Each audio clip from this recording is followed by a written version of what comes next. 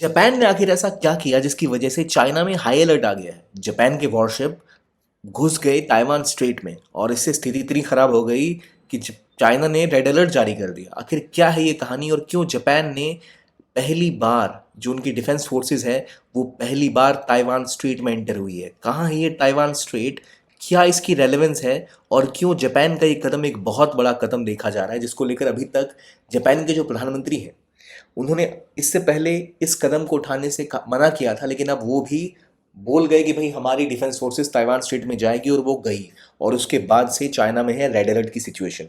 क्या है ये सब समझते हैं इस वीडियो में। सबसे पहले देखिए कि ऐसा हुआ क्या कि चाइना ने रेड अलर्ट जारी कर दिया। तो एक जगह है ताइवान स्ट्रेट। ताइवान स्ट्रेट से आपको देश ताइवान याद आ रहा होगा, तो बिल्कुल ये उसी जगह की बात हो रही है। तो पहले देखते हैं वो लोकेशन कहाँ है। जब आप भारत से ईस्ट की तरफ जाते हैं, यहाँ हम इंडिया है, ईस्ट की तरफ जाएंगे, चाइना आपको दिखेगा यहाँ।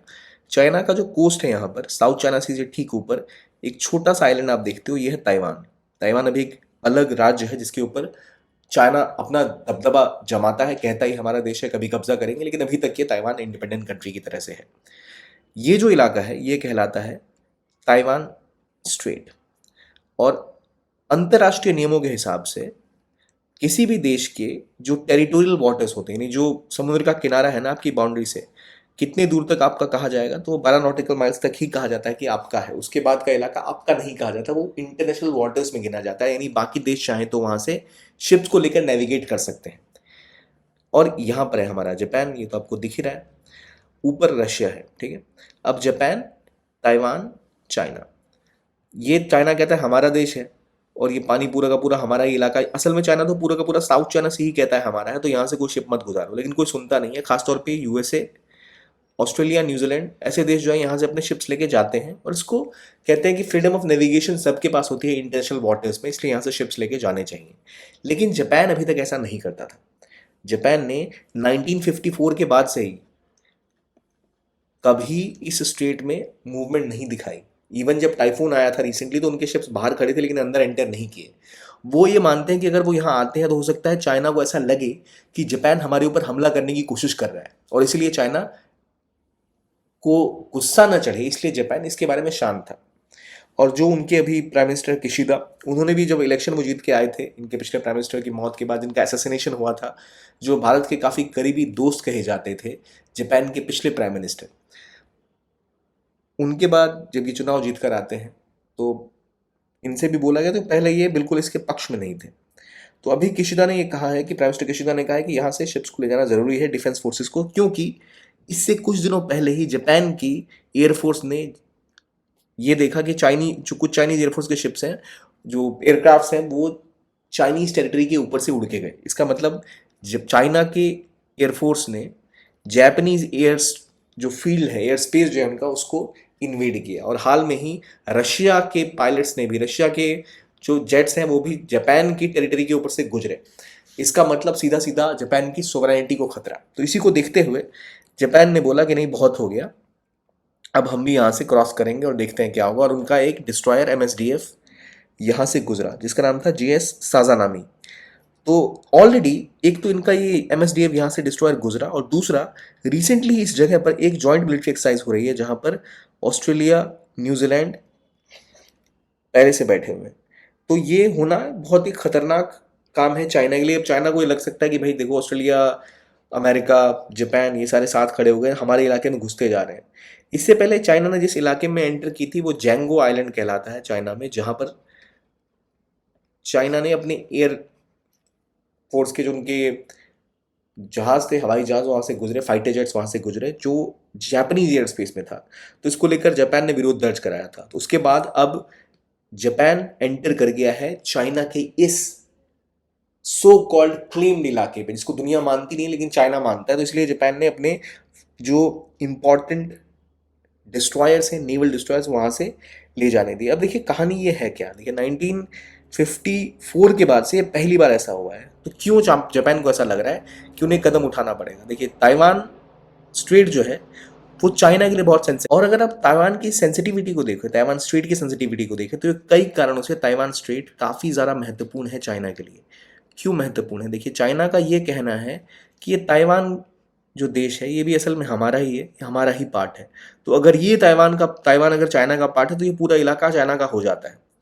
दूसरी बात, ताइवान स्टेट एक ऐसी जगह है जहाँ से बहुत सारा ट्रेड मूव करता है, और ट्रेड, इसके अलावा जो ताइवान का डिफेंस है, ताइवान आज जो इंडिपेंडेंटली एग्जिस्ट कर रहा है उसके पीछे वजह यही है कि ताइवान स्टेट के आसपास ऑलरेडी काफ़ी स्ट्रॉन्ग सिक्योरिटी रहती है। अमेरिका का भी प्रेजेंस यहाँ के आसपास है क्योंकि वो भी कई जगहों पर उनके बेसिस हैं यहाँ पर।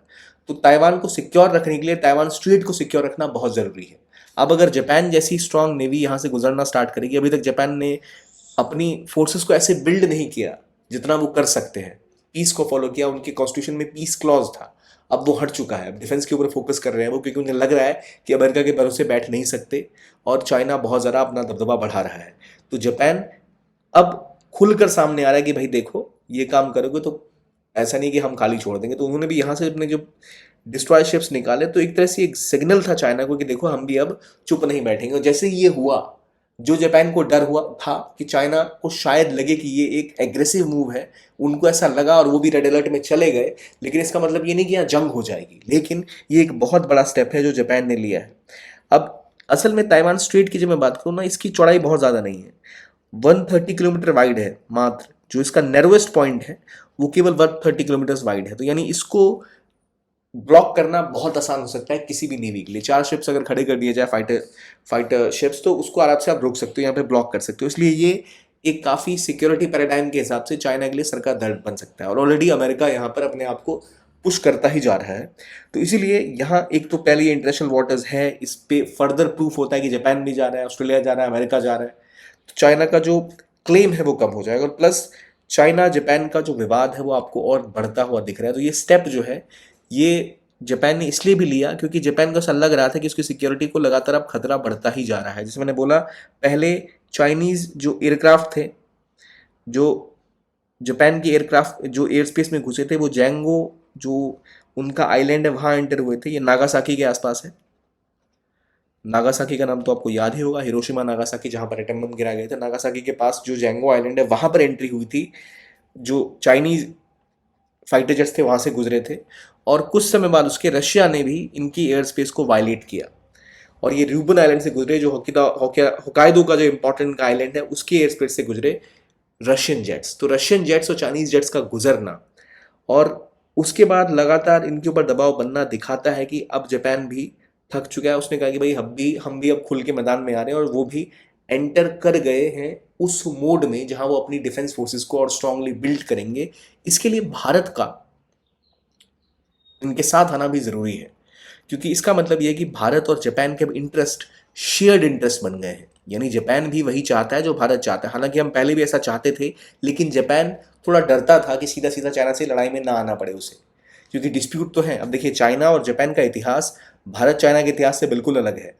असल में चाइना में जो लोग हैं वो जापान से बहुत नफरत करते हैं। इसकी वजह यह है कि जापान ने वर्ल्ड वॉर 2 से पहले चाइना के काफ़ी सारे हिस्सों पर, ये मंगोलिया का पूरा हिस्सा इधर पे कब्जा जमा के बैठा हुआ था जापान। और कहा ही जाता है कि जापान ने वर्ल्ड वॉर 2 के आसपास बहुत सारे क्राइम्स किए थे जापान के डॉक्टर्स के द्वारा, उनके सोल्जर्स के द्वारा, जो चाइना के अलग अलग इलाकों में बहुत ज़्यादा एक्सपेरिमेंट किए गए थे, ह्यूमन एक्सपेरिमेंट। लोगों को जिंदा ही काट के उनके ऊपर दवाइयों का एक्सपेरिमेंट करना, या फिर इस पूरे इलाके को तबाह कर देना। नैनकिंग जैसा इलाका जो चाइना में है वो बदनाम है कि इस तरह से वहाँ पर जापान ने एट्रोसिटीज़ की थी इस रीजन में। यानी अंग्रेज़ों से भी आगे निकल गए थे ये हिंसा करने में, टॉर्चर करने में। तो इसलिए जापान को देखकर हमेशा चाइना में एक ऐसी फीलिंग रहती है कि भाई हम पर इन्होंने राज किया है और बहुत हमारे साथ इन्होंने क्रूरता दिखाई है। तो वो एक इनहेरेंटली इनके प्रति वैसी फीलिंग थोड़ी सी वो साउथ कोरिया, नॉर्थ कोरिया में भी है जापान के खिलाफ, लेकिन चाइना में नेक्स्ट लेवल पर है।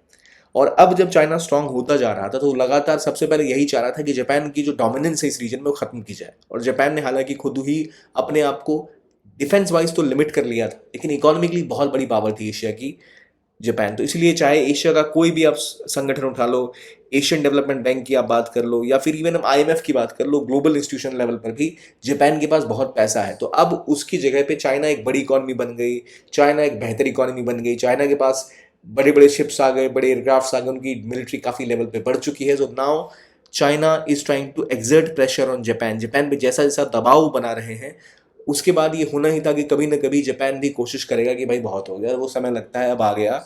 और ताइवान स्ट्रेट में इनका घुसना ये दिखाता है कि शायद अब जब वो चाहेंगे कि यहाँ उनके पास भी एक पार्टनरशिप रहे, तो वहाँ भारत जापान के साथ एक पार्टनरशिप बना सकता है। ऑलरेडी हम जापान, ऑस्ट्रेलिया, इंडिया और यूएसए क्वाड में साथ हैं, 4 देशों का समूह है ये। तो यहाँ पर हम और डिफेंस टेक्नोलॉजी डेवलपमेंट के ऊपर फोकस देख सकते हैं। ये कदम जो जापान ने उठाया है वो एक बहुत बड़ा कदम है, क्योंकि ना सिर्फ ये ताइवान स्ट्रेट के शिपिंग रूट्स को सेव करता है, वहाँ पर जो जियोपॉलिटिकल समस्या है चाइना की, वो ताइवान पे कब्जा जमाना चाहता है, उससे ताइवान भी थोड़ा सिक्योर फील करेगा, शिपिंग रूट्स भी सिक्योर होंगी, और एक कंपटीशन जो है यहाँ और बढ़ेगा। और जैसे जैसे यहाँ कंपटीशन बढ़ेगा वैसे ही भारत के पास मौका होगा, कि भारत का मानना ये है कि पूरा जो इंडियन ओशन है इसमें कोई नेट सिक्योरिटी प्रोवाइडर बन सकता है तो भारत बन सकता है।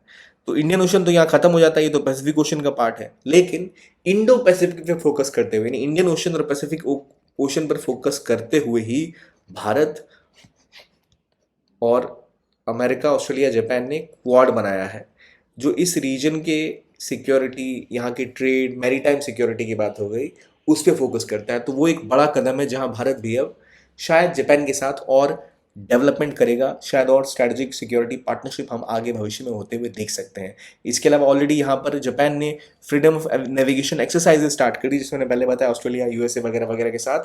तो भारत और ज़्यादा एंगेज यहाँ पर होगा जैसे जैसे यहाँ समस्याएं बढ़ेंगी। पर आज की खबर ये जो इम्पोर्टेंट थी कि ये MSDF डिस्ट्रॉयर जो जापान के गए हैं, वो एक बहुत बड़ा स्टेप है ताइवान में घुसने का। सोचिए 50-60 साल, 70 सालों बाद ऐसा पहली बार जापान ने किया, वो भी तब जब उनको चाइना ने कोई ऑप्शन नहीं छोड़ा। तो ये था आज का वीडियो, देखने के लिए बहुत बहुत धन्यवाद। कीप ऑन वॉचिंग ज्ञान कोश।